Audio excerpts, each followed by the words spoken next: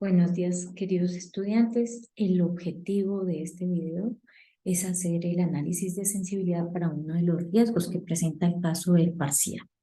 Entonces, en mi caso, yo voy a modelar el riesgo macroeconómico de la inflación. Para ello, pues, tomé los datos históricos de la inflación en los últimos 32 años. Y se observa que a partir de la década del 2000 siempre habíamos tenido inflaciones de un solo dígito, a partir de las medidas tomadas por el Banco de la República. Entonces, se había controlado, aunque con cierta volatilidad, pero se había controlado y siempre a un dígito. Eso, pues, fue la excepción el año 2022 porque superamos la barrera del 10% y actualmente, pues en diciembre del año pasado cerró la inflación en 13,11%. Entonces, este es uno de los riesgos que afecta la inflación. Sin embargo, en el caso, como muchos de los valores, en particular el precio aumenta con la inflación, pues la TIR aumenta si tenemos un escenario de inflación alto. Es por eso que voy a determinar tres valores: un mínimo, un promedio y un máximo con los últimos 20 años. Y el mínimo, si bien es cierto que sería el valor que tuvimos en la pandemia, teniendo en cuenta que fue una excepción, pues no, lo voy a descartar y voy a tomar el mínimo que se presentó en 2013. Entonces el mínimo de inflación sería el 1,93, el promedio sí, el de los últimos 20 años, incluido la pandemia, el dato de pandemia, y el máximo, pues el presentado a cierre de diciembre del año pasado. Con estos valores voy a, en el caso actualmente tenemos una TIR del flujo de caja libre de 31,82 que genera un valor agregado de 8.835 millones. Sin embargo, voy a hacer análisis de sensibilidad, es decir, que voy a establecer para la inflación esperada que tenemos del 5,5, voy a establecer un escenario pesimista, optimista y moderado, teniendo en cuenta los valores que acabamos de determinar de la variable macroeconómica. Entonces, ¿cómo se hace?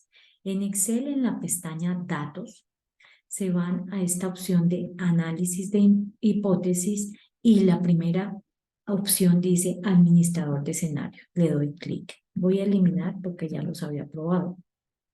Les va a aparecer así, entonces les digo agregar escenario optimista. Recuerden que el escenario optimista aquí es mayor inflación, teniendo en cuenta que en particular los precios están aumentando con la inflación. Entonces, la celda C33 es la que contiene la inflación.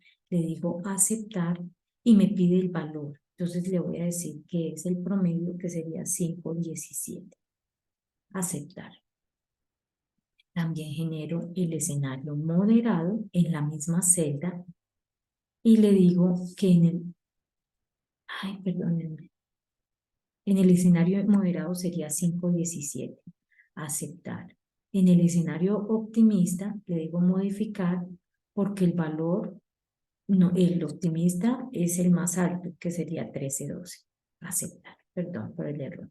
El moderado, voy a verificarlo, sería 5,17, perfecto. Y el pesimista va a ser de 1,93. 1,93. Y entonces, haciendo esto, ya tengo los tres escenarios determinados. Digo resumen y me pide qué variable, qué indicador.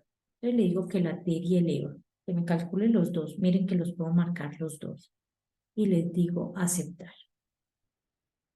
Entonces aquí sale que en el escenario optimista obtendría una TIR de 36,52 cuando aumente en un escenario de alta inflación, la TIR aumentaría.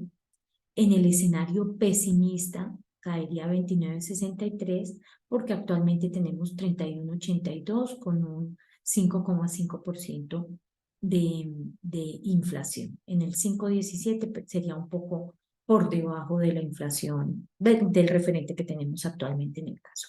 Así se hace análisis de factibilidad, de sensibilidad de los riesgos, uno los hace de manera conjunta, evalúa primero de forma independiente y los va evaluando de forma conjunta. Por ende, nunca se dice la TIR del proyecto será de 31,82, sino evaluando el riesgo inflacionario que presenta el país. La TIR del proyecto puede oscilar entre 29,63 y 36,52. Esto se llama el enfoque frecuentista.